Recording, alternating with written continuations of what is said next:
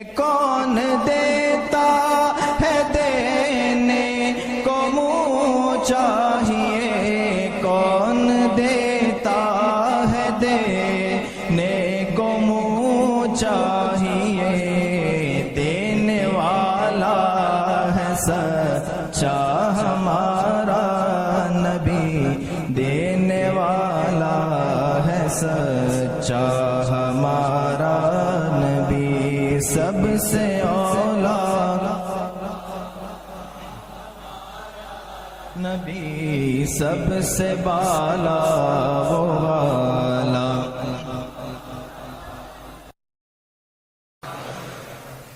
الحمد لله الحنان المنان الذي خلق الإنسان وعلمه البيان، والصلاة والسلام على رسوله سيد الإنس والجان وعلى آله وأصحابه ذوي الخير والإحسان، أما بعد، فأعوذ بالله من الشيطان الرجيم، بسم الله الرحمن الرحيم، قل يا أيها الناس إني رسول الله إليكم جميعا الذي له ملك السماوات والأرض لا إله إلا هو يحيي ويميت، فآمنوا بالله ورسوله النبي الأمي الذي يؤمن بالله وكلماته واتبعوه لعلكم تهتدون، صدق الله مولانا العظيم۔ بارگاہ رسالت معاب صلی اللہ علیہ وسلم میں درود پاک کا ہدیہ پیش کریں۔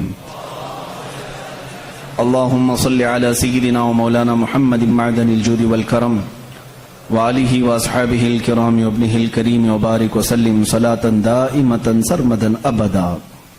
عزیزان گرامی وقار، آج اس عظیم المرتبت، اس باوقار شخصیت کی بارگاہ میں ہم خراج عقیدت پیش کرنے کے لیے حاضر ہیں، جنہیں عشاق کے امام نے یوں کہا، اللہ کی سرتاب قدم شان ہے یہ، اللہ کی سرتاب قدم شان ہے یہ، انسان ہی انسان وہ انسان ہے یہ، قرآن تو ایمان بتاتا ہے انہیں اور ایمان یہ کہتا ہے میری جان ہے یہ۔ اس عظیم بارگاہ میں ہم آج خراج عقیدت پیش کرنے کے لیے حاضر ہیں، جس کو امام عشق و محبت نے یوں اپنے الفاظ میں کہا تھا، سب سے اعلیٰ و اولا ہمارا نبی، سب سے بالا و والا ہمارا نبی، سارے اونچوں میں اونچا سمجھیے جسے، ہے اس اونچے سے اونچا ہمارا نبی، سارے اچھوں سے اچھا سمجھیے جسے، ہے اس اچھے سے اچھا ہمارا نبی۔ اسی لیے آج نہایت ہی ادب و احترام کی محفل ہے۔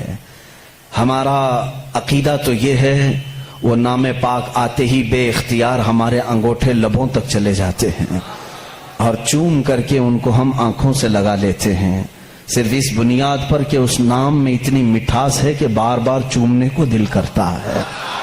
اس رسول گرامی وقار صلی اللہ تعالی علیہ وسلم کی بارگاہ میں ہم آج خراج عقیدت پیش کرنے کے لیے حاضر ہیں، جن کی تعریف لکھتے لکھتے قلم ٹوٹ گئے، جن کی تعریف بیان کرتے کرتے زبانیں سوکھ گئیں، جن کی مدح و ثنا میں عشاق، شاعران بلبلان باغ یا انادیل اندلیب گلشن رسالت اور دیگر جتنے بھی محبت کرنے والے ہیں، ان کی زندگیاں ختم ہو گئیں، اور انہوں نے اخیر میں جا کر کے ایک ہی جملہ کہا، لا یمکن الثناء کما کان حق ہو بعد از خدا بزرگ توئی قصہ مختصر، کہا تمہاری تعریف تو کسی بشر کے حق میں ہو ہی نہیں سکتی، کوئی بشر کیا تمہاری تعریف کرے، تمہاری ثنا کا حق ادا کوئی نہیں کر سکتا۔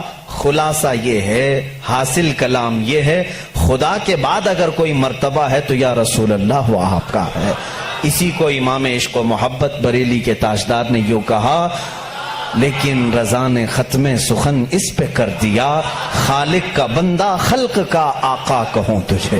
وہ خالق کا بندہ ہے اور خلق کا آقا ہے، ایک ہی فیصلہ کیا ہے، خالق کا بندہ ہے اور خلق کا آقا ہے۔ یہی قرآن کہہ رہا ہے، قل یا ایھا الناس انی رسول اللہ الیکم جمیعا، اے محبوب آپ فرما دیں تمام انسانوں سے۔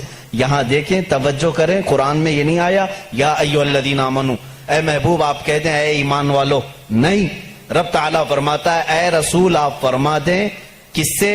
اے انسانوں، جس کے اندر بھی انسانیت ہوگی اس کو رسول بلا رہے ہیں، کیا کہہ کر کے؟ اے انسانوں انی رسول اللہ علیکم، میں تم سب کی طرف رسول بن کر کے آیا ہوں۔ اس میں ہندو بھی ہیں، سکھ بھی ہیں، عیسائی بھی ہیں، سارے مذاہب کے لوگ ہیں۔ اگر انسان ہیں تو ان کو خطاب ہے میرے رسول کا، وہ سب کے رسول بن کر کے آئے۔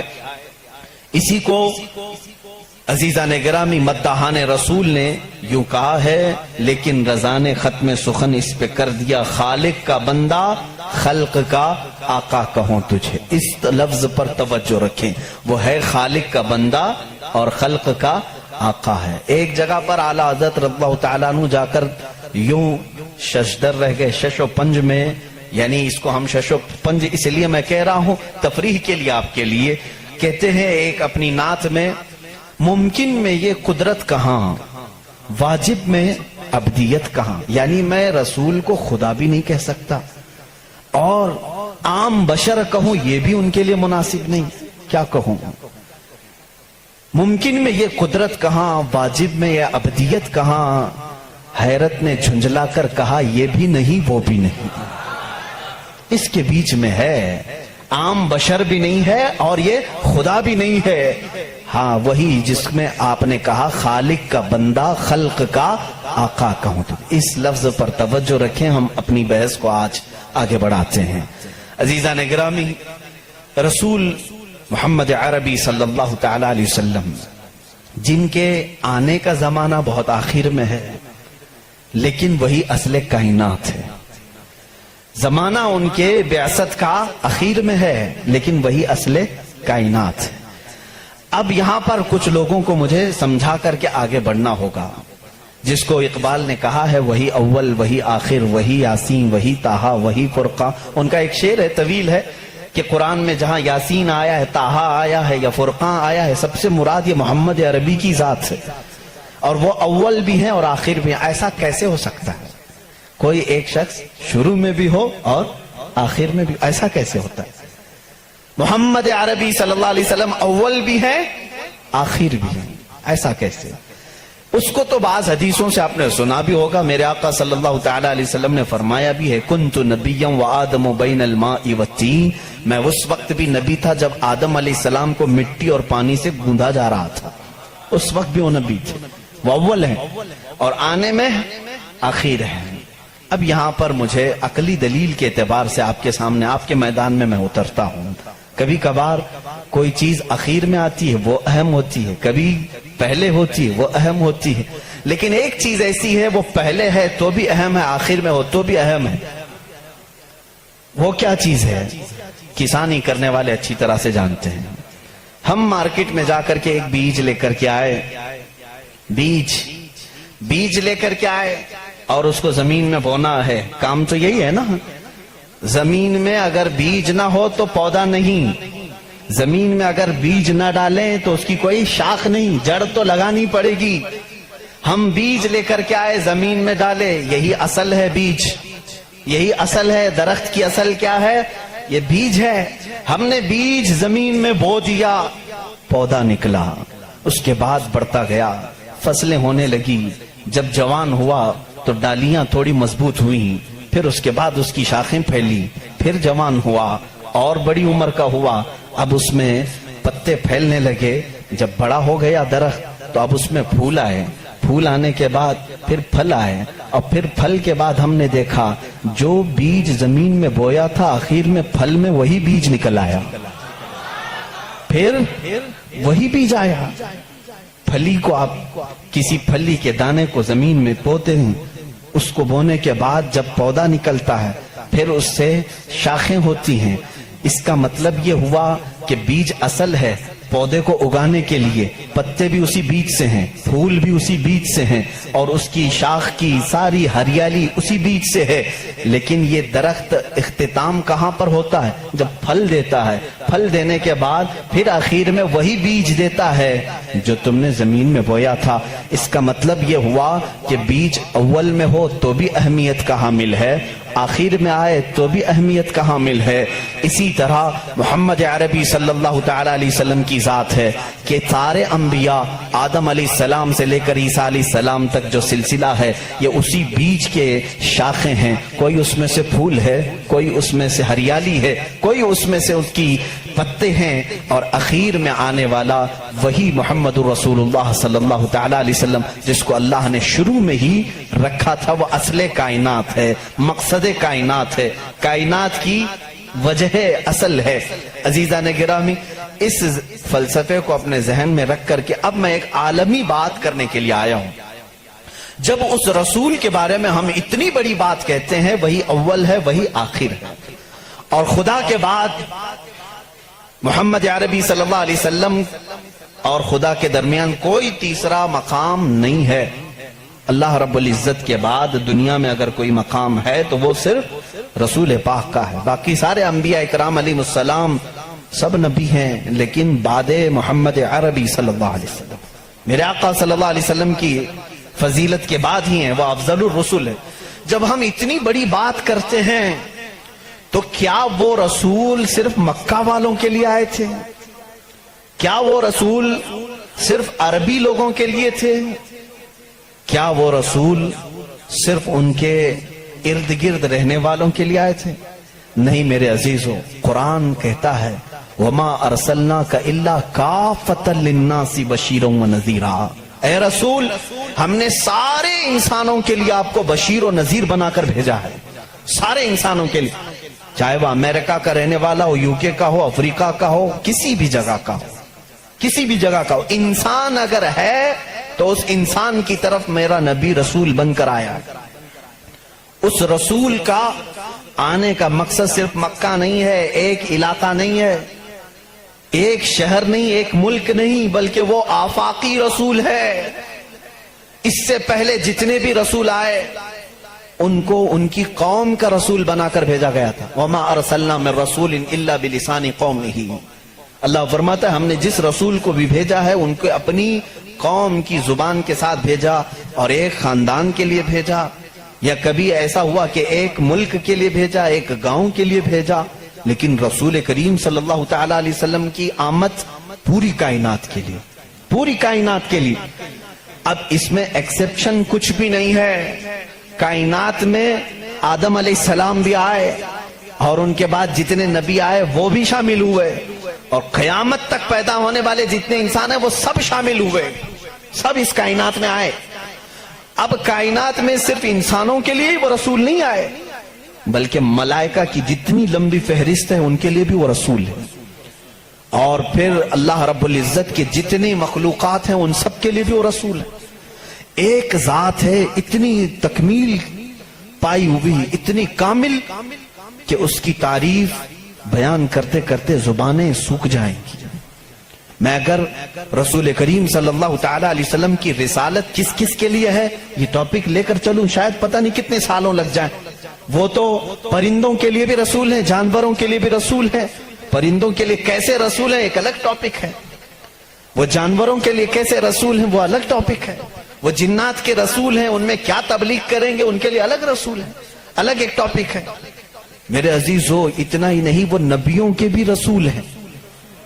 اسی لیے تو قرآن نے چوتھے پارے میں وعدہ لیا ہے نبیوں سے، وَإِذَا أَخَذَ اللَّهُ مِيثَاقَ النَّبِيِّينَ لَمَا آتَيْتُكُم مِّن كِتَابٍ وَحِكْمَةٍ ثُمَّ جَاءَكُمْ رَسُولٌ مُصَدِّقٌ لِّمَا مَعَكُمْ لَتُؤْمِنُنَّ بِهِ وَلَتَنصُرُنَّهُ۔ قرآن کہتا ہے، یہ سورہ نساء میں، سورہ آل عمران میں اللہ تعالیٰ یوں فرماتا ہے، یاد کرو اس وقت کو جب سارے نبیوں کی روحوں کو جمع کر کے اللہ نے ایک وعدہ لیا تھا۔ جتنے بھی نبی دنیا میں آنے والے تھے ان سب نبیوں کی روحوں سے اللہ نے وعدہ لیا تھا۔ کس بات کا وعدہ؟ اللہ تعالیٰ ان سب سے وعدہ لیتا ہے کہ میرا ایک آخری رسول آئے گا، اگر وہ تمہارے زمانے میں آ جائے تو تم سب کے سب اس پر ایمان لاؤ گے اور اس کی مدد کرو گے۔ لَتُؤْمِنُنَّ بِهِ وَلَتَنْصُرُنَّهُ، تم ضرور اس کی مدد کرو گے اور اس پر ایمان لاؤ گے۔ پھر کسی اور کی شریعت اس کے ہوتے ہوئے نہیں رہے گی، وہ رسول آ جائیں تو پھر ساری شریعتیں ختم ہوں گی، صرف شریعت مصطفیٰ چلے گی۔ اسی لیے تو ایک بار حضرت عمر فاروق رضی اللہ تعالیٰ عنہ تورات پڑھ رہے تھے حضور کے سامنے، حضرت ابو بکر بھی بیٹھے تھے رضی اللہ تعالیٰ عنہما، تو حضور صلی اللہ تعالیٰ علیہ وسلم کا چہرے کا رنگ بدل رہا تھا، ناراضگی کے آثار نظر آ رہے تھے، حضرت عمر دیکھ ہی نہیں رہے تھے، وہ پڑھے جا رہے تھے۔ تورات کس کی کتاب ہے؟ موسیٰ علیہ السلام پر اتری ہے، مقدس کتاب ہے۔ حضور اکرم صلی اللہ تعالیٰ علیہ وسلم کے اس جلال کے اثر کو صدیق اکبر رضی اللہ تعالیٰ عنہ نے بانپ لیا۔ حضرت عمر کو انہوں نے زور سے کہا، اے عمر دیکھتے نہیں رسول کریم صلی اللہ تعالیٰ علیہ وسلم کی ناراضگی کو؟ حضرت عمر نے کتاب بند کر دی، کہا یا رسول اللہ صلی اللہ علیہ وسلم، اس کتاب کی تصدیق تو ہمارا قرآن بھی کرتا ہے کہ تورات آئی تھی، جگہ جگہ قرآن میں تورات کا ذکر ہے، یہ موسیٰ علیہ السلام پر اتری تھی اور اللہ کی کتاب ہے، وہی تو میں پڑھ رہا تھا۔ رسول پاک صلی اللہ تعالیٰ علیہ وسلم نے فرمایا، اے عمر جس پر یہ کتاب اتری وہ کون ہے؟ موسیٰ علیہ السلام۔ اگر موسیٰ علیہ السلام بھی آج زندہ ہوتے تو وہ تورات نہیں قرآن پڑھ رہے ہوتے۔ ان کے پاس اس بات کے علاوہ کوئی اور دوسری گنجائش نہیں تھی کہ وہ صرف اور صرف مجھ پر ایمان لائیں اور قرآن پر عمل کریں اگر وہ زندہ ہوتے۔ اس کا مطلب یہ ہوا کہ یہ رسول انبیاء اکرام اور رسولوں کا بھی رسول ہے۔ اب یہاں پر میں تھوڑی سی باتیں آپ کو الگ انداز میں لے کر کے چلوں گا تاکہ میرے مخاطب اس زمانے میں بہت دوسرے لوگ بھی ہیں۔ الحمدللہ ایک مسلمان اپنے نبی کونین صلی اللہ تعالیٰ علیہ وسلم کے متعلق جان فدا کرنے کی بات کرتا ہے۔ یقیناً میں اگر کہوں محمد صلی اللہ تعالیٰ علیہ وسلم، میں نے کسی سے کہا نہیں کہ چوم لو، لیکن ہمارا دل کہتا ہے کہ وہ جب نام آئے تو ہم چوم لیتے ہیں، اتنا بھی عقیدہ ہمارے پاس ہے۔ اس رسول کریم صلی اللہ علیہ وسلم کی تعریف و توصیف ہم اپنے جو مجموع میں کرتے ہیں یہ صرف برکت کے لیے کرتے ہیں۔ آج میں ان سے بھی خطاب کرتا ہوں جنہوں نے رسول کو اب تک پہچانا بھی نہیں اور دوسرے کسی مذہب سے آج تک وابستہ ہیں۔ اس میں دنیا کے جو بڑے مذاہب ہیں، میں اپنے پڑھائی کے زمانے میں ان کتابوں کو پڑھا کرتا تھا تو مجھے حیرت ہوتی کہ جیوز دنیا کا ایک بڑا طبقہ ہے، یعنی مذہب کے اعتبار سے پرانا ہے، یہودی۔ بولتے بولتے آپ لوگ بھی سن کر کے تھک گئے ہوں گے، بلکہ اب تو کچھ لوگوں کو ایسا لگتا ہے یہ گالی تو نہیں ہے، نہیں بلکہ وہ ایک قوم کا نام ہے، ایک قوم ہے۔ جیسے کسی کو یزیدی کہہ دینا گالی ہو جاتا ہے جبکہ وہ ایک شخص کا نام ہے۔ خیر، عیسائیت ایک قوم ہے جو حضرت عیسیٰ علیہ السلام پر ایمان لائی اور ان سے پہلے کے انبیاء اکرام پر ایمان لائی۔ ان کے علاوہ بھی کچھ دوسرے ریلیجن پائے گئے دنیا میں، جیسے بدھ مت ہے، آج اس کے ماننے والوں کو بدھسٹ کہا جاتا ہے، بدھزم۔ ان کے علاوہ ایک زردشتی مذہب تھا ایران کا، پارسی جن کو آج ہم کہتے ہیں۔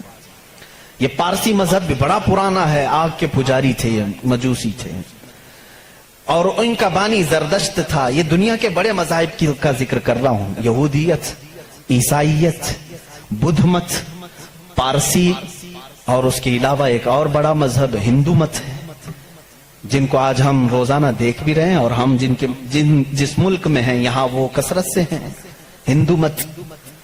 ان تمام مذاہب سے میں آج ثابت کروں گا کہ ان سب کی کتابوں میں میرے نبی کا ذکر آیا ہے،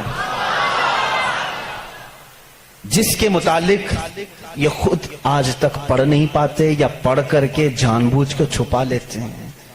اگر تھوڑا بہت شدھ بدھ رکھتا ہو کوئی بھی یہودی یا عیسائی یا ہندو یا پارسی یا بدھ، میں اس کو دعوت سخن دوں گا کہ جا کر پھر سے ویریفیکیشن کر لینا میری باتوں کو، آیا ہماری کتابوں میں یہ باتیں ہیں، اور اگر ہیں تو ہمارے پنڈتوں نے چھپایا کیوں ہے، اور اگر ہیں تو ہمیں کیا کرنا چاہیے۔ میں شروع سے چلتا ہوں۔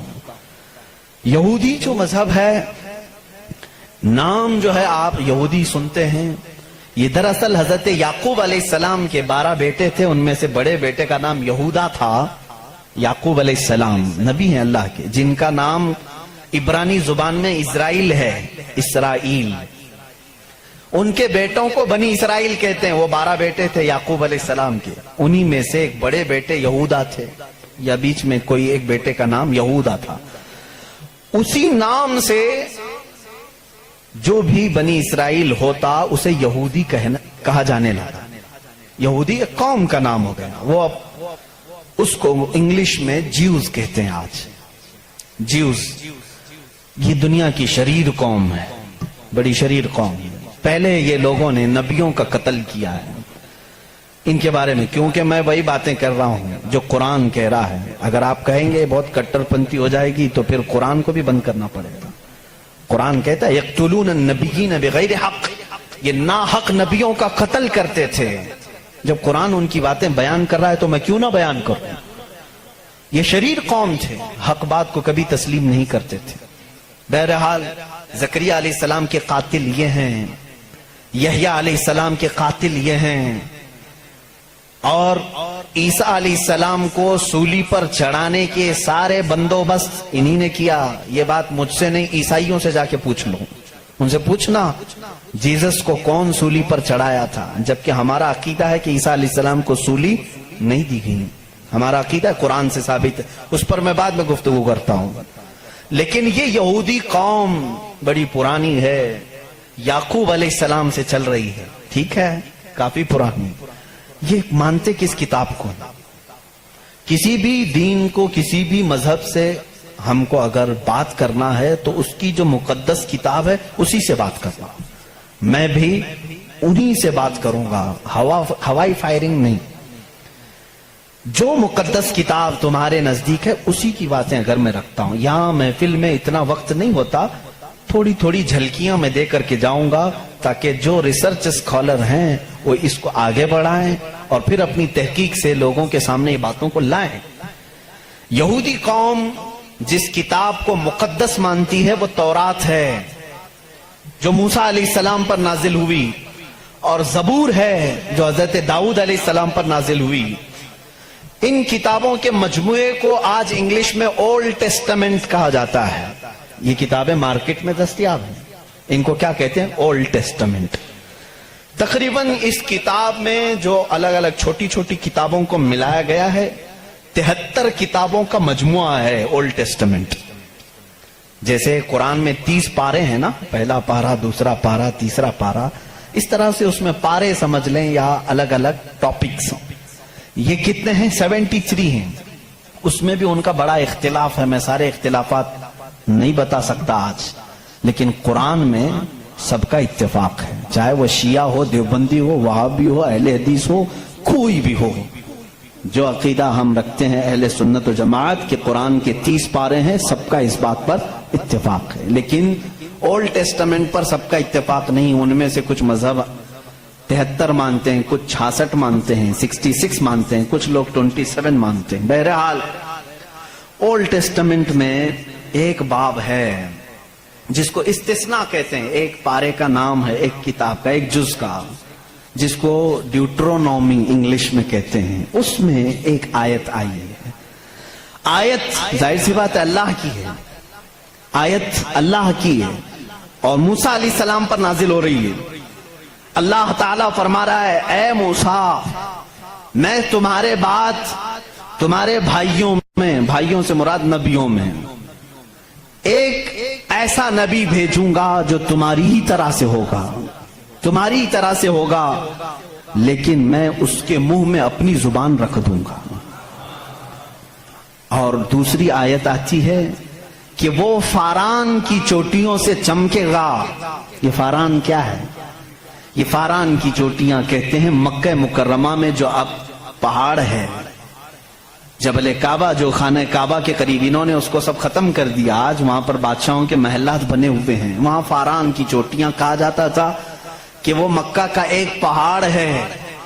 اور مقدس کتاب اولڈ ٹیسٹمنٹ میں کہا جا رہا ہے کہ وہ چمکے گا کہاں سے؟ فاران کی چوٹیوں سے.